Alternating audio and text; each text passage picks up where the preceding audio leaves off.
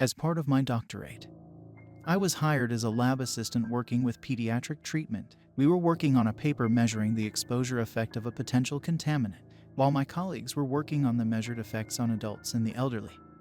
My team would work with children. The potential disruption to developing adolescence was deemed important enough to have a separate set of experiments and measurements. The study garnered unilateral attention and funding of not only one, but 4 different pharmaceutical companies, Hatchet PH being the main contributor. I was hired pretty late in the process. I wasn't even sure what the contaminant was, as it was just designated as the contaminant. Apparently, it was something that resided just under the topsoil in a large residential area. To not taint our measurements, me and my colleagues were given minimum information about the symptoms to look for and what to expect instead. We were provided a set of experiments and willing participants. It was all fast and haphazard. Most of us started on a Monday, and Tuesday the following week was the day of our first experiment. Little time to prepare, get settled, or even understand. Still, this could be big enough to launch a career. The experiment, described as the Cognition and Ocular Development Assessment, was to be performed with full consent and supervision of the parental guardian. All children were between 6 to 10 years old, and none of them had any observed deformities or illnesses. We were given limited access to certain medical records to make sure our study didn't have the potential to cause any harm. Then again, I'd read the experiment checklist, and there was nothing that could damage anyone. If anything, I argued the results would be pretty much useless. As Tuesday came around, me and my 2 colleagues had prepared as best we could. The 3 of us would put 1 participant each through a series of tests. The quota was 3 tests over a total of 3 hours. The parents were to be asked for consent before and after each step and given the ability to stop any test at any given time. The experiment overall was surprisingly simple. It was supposed to be a measurement of cognitive and emotional development, mostly tested through facial and spatial recognition. The day of the experiment, I first met Logan, an 8-year-old kid sporting a baseball cap and a brand new Pokémon t-shirt. His mom was a bit anxious, but from what I'd been told, she'd been generously compensated as I met them in the parking lot and lead them inside. I promised her we'd go through the specifics. "Don't worry," I said. "We're mostly gonna look at pictures. Doesn't sound too bad?" Huh. He shook his head, but I'd yet to see him smile. Maybe his mom's anxiety rubbed off on him. The testing room was somewhat small and made entirely out of concrete. There was a pair of opposite 2-way mirrors on each side of the room. The walls were painted this sickly mint green, a color so neutral it hurt to look at. The first test was all about emotional intelligence, in sets of 6 pictures each. I was to show Logan various expressions and ask him which mostly correlated to an emotion. If they answered objectively wrong, we were supposed to ask them to explain their choice. Simple enough. I'd done something similar before, but this is where I first realized that Logan wasn't some ordinary kid. As I laid out the first image set, I asked him to identify the happiest face. Clearly, it was card number 3, and Logan answered as such without hesitation. In the second image set, he was asked which one was the saddest. Again, it was number 3. He answered correctly. Again, in the third picture, the 6 pictures were a wild mix, some sad, some happy. One guy was sleeping in the corner. "Which one is the angriest?" I asked. There was a correct answer. Number 4, a woman furrowing her brow and exposing her teeth. Yet Logan looked at them all for a long time. "Number 6, he said finally, pointing at the sleeping man. "How come?" I asked. "Following protocol. It's complicated. They almost killed his mom." The kid seemed almost distant, staring at the picture. "What the hell?" He answered the rest of the questions flawlessly. But that answer stuck with me. Such a strange reaction. Not only did he answer wrong to an obvious question, but it was also such an odd explanation. Logan himself seemed to have trouble finding the right word for it. The second test was similar, but there were new cards in sets of 3. Logan was supposed to explain each emotion presented by the people in the pictures: happy, sad, angry, scared. It was similar to the first test, but much more detailed. For every image, there would be a description and a short explanation given by the participant.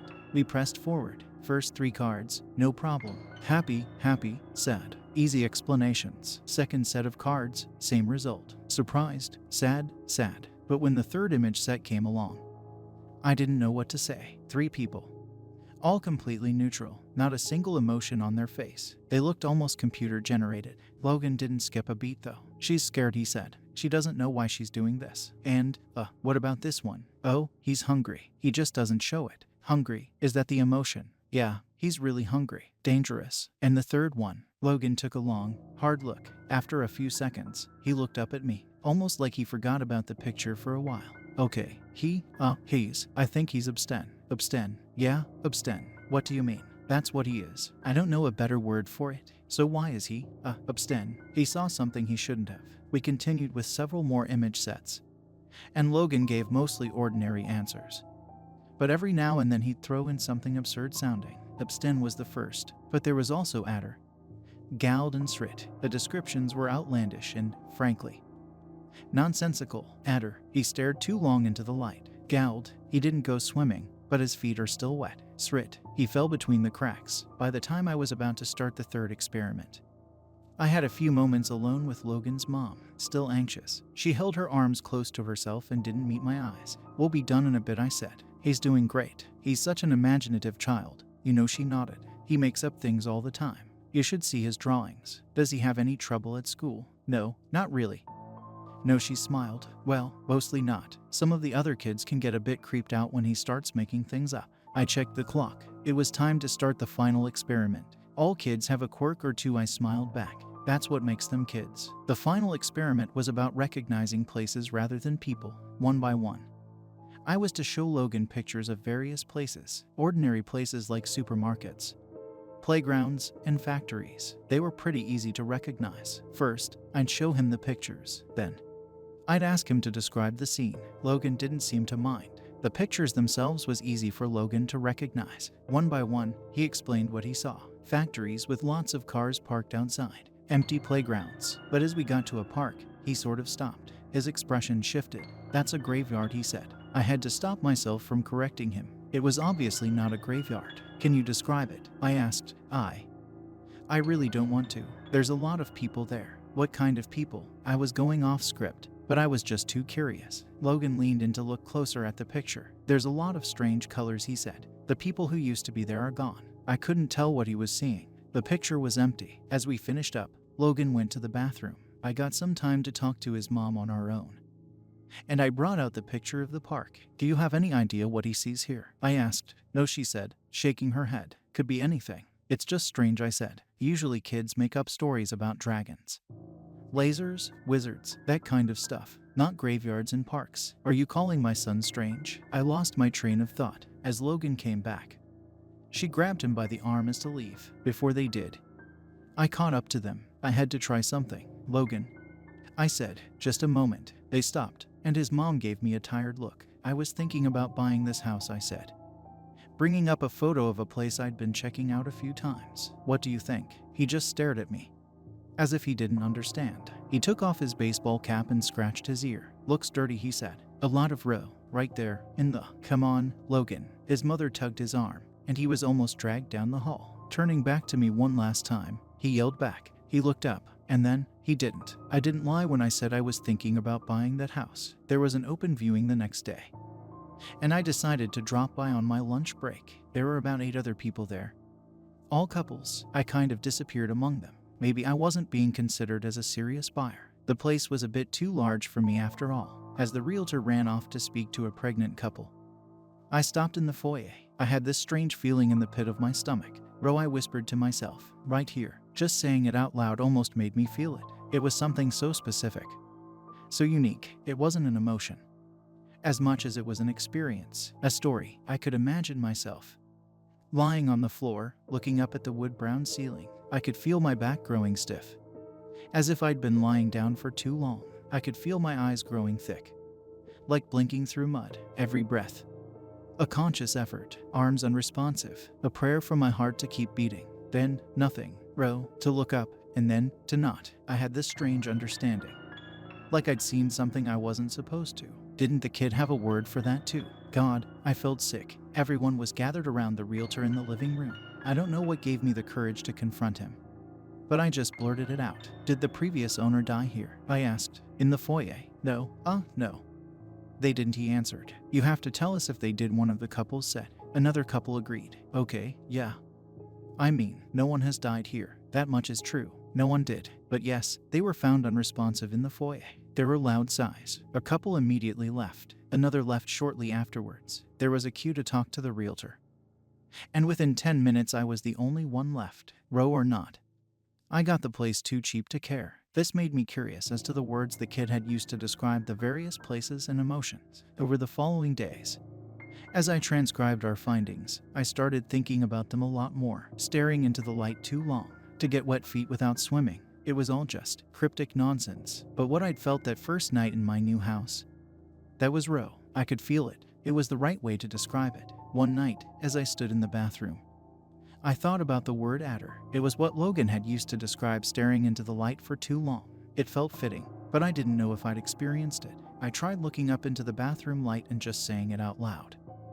But I didn't get the same feeling as when I'd said row in the foyer. This wasn't it. This wasn't adder. I sort of gave up on it after a while. But as I was watching TV, the thought came creeping back to me. There was a news segment about a patient with severe brain damage, a woman who couldn't breathe on her own or speak. She was aware, in a sense, but completely imprisoned in her body. The segment focused on how her family was caring for her. But I just leaned in closer and looked at her. Adder, I whispered to myself. That's it. And it was. No question about it. She was Adder. From staring into the light too long, I could feel it, understand it. Over the next couple of days I started chasing Gald. The word meant someone whose feet was wet. Despite not swimming, it took me a while to get this one, but I finally found it in a newspaper article online. I felt Gald from reading about a man who had died from an overdose down at the beach. His body had apparently choked itself, causing him to sweat to death. As he was homeless and living close to the beach, he'd been found by a couple of teenagers building a sandcastle. But that feeling of drowning on dry land, next to the ocean, that was Gald. With the right word, I could feel it. I could empathize. In my mind, I could be there with him. But the final word I'd noted, srit, that was a difficult one. Over several days I looked all over the internet. I searched forums, read obscure articles ranging back to the 90 seconds, but I just couldn't shoot blindly into the web and hope for the best. I had to find out more. Get something substantial. That thought made me take a step back. What about the photos? The photos we had shown Logan in the first place. Who were the people in the photos? I checked the inventory list for the experiment. Most of the cards were just mentioned as a number and an emotion. But I noticed that some of the faces were repeated with the same actors. All the cards which Logan had gotten right were repeated at least once. But the weird ones, those were unique faces. The lighting was different. They didn't show any peculiar emotions. They were just strange people, a bit off. I took a few photos with my phone and tried to do an image search. I couldn't get a single hit. These pictures simply weren't available anywhere online. The ordinary emotions displayed could be found on various stock image sites, but not the strange ones that Logan pointed out. Finally, after a few hours and dozens of pages clicked through, I did find a picture that looked like one of the models, but in a completely different setting. And this was freaking weird. The picture I found online was from a social media profile. The profile, in turn, portrayed the user page of the very same homeless man that had drowned in his own sweat from an overdose. The same one I'd read an article of, but the article was written just a few days prior.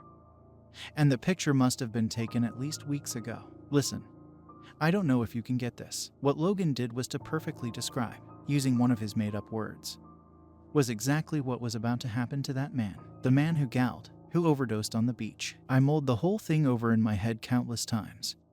And finally I just gave up. I had to talk to Logan again. I did the creepiest thing I've ever done. I tracked the kid down at his school. The following day, as he was about to get on the bus back home, I waved at him from across the parking lot. He was surprised to see me and couldn't place me at first. Then I could see him recognize me, like something lit up in his mind. Hey, he called out. Science man. Hey Logan. I called back. How's it been? Good, he said. You're not here for more tests, are you? He stopped a few feet ahead of me. Actually, I'm just here to ask you about that language of yours. Those strange words you use. How do you come up with them? That's easy, he said. Once you start talking it, you kinda don't stop. After a while you just feel them.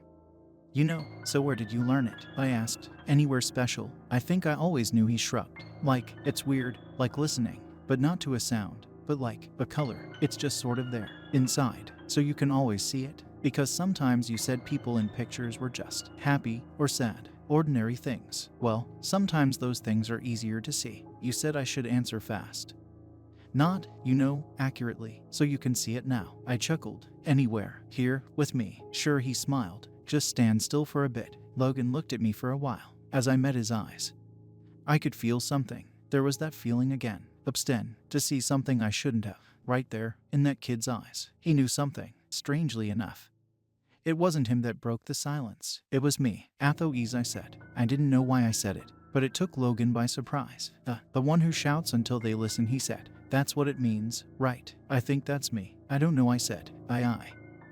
I'm sorry, Logan. I don't know why I said that. Did you see it? He asked, almost excited. Do you see it now? I want to say that I didn't. I want to say I saw nothing, but that'd be a lie. A million little words crept into my mind.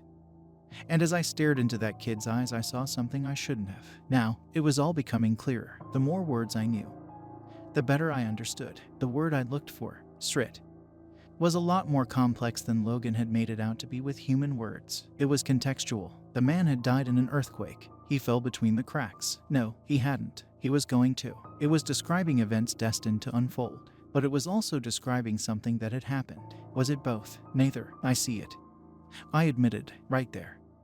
I could feel the parking lot falling away in insignificance, with a single unspoken word. We could tell each other infinite things. These mundane expressions were just the tip of the iceberg.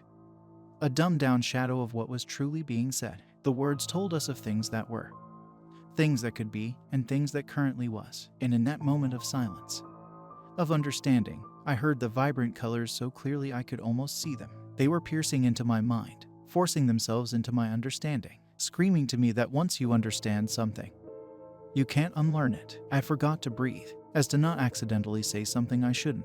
You weren't talking about the picture I held up in the test. You were looking at me, I said with nothing but a shallow breath. Abstain. I'm abstain. You didn't even look at the picture. He didn't have to answer. I knew it was true. It was written into the word itself that my realization would come. Then, as possibilities came rushing towards me, I could feel an enormous weight come down on me. My mind couldn't take it. My body was shutting down as I fell to my knees, screaming until my neck felt raw. The world started to fade, as my heartbeat swallowed my hearing. I have a hard time describing what happened next. When I closed my eyes, I'd see millions of possibilities, mostly pain, suffering, and terror, my own thoughts and emotions.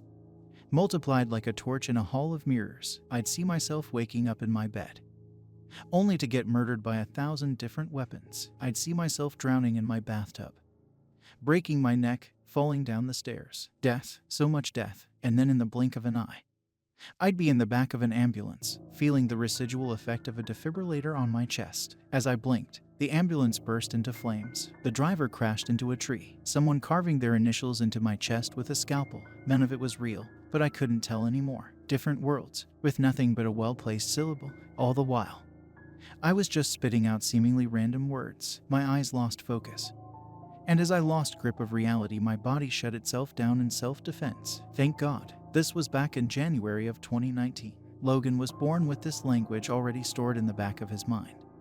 Some kind of residual effect from his contamination. But for people like you and me, we can't take it all at once. So over the years, with intense therapy to back me up, I've settled on trying to learn one single word. I'm going to find out as much as I can about just what it means to be abstain.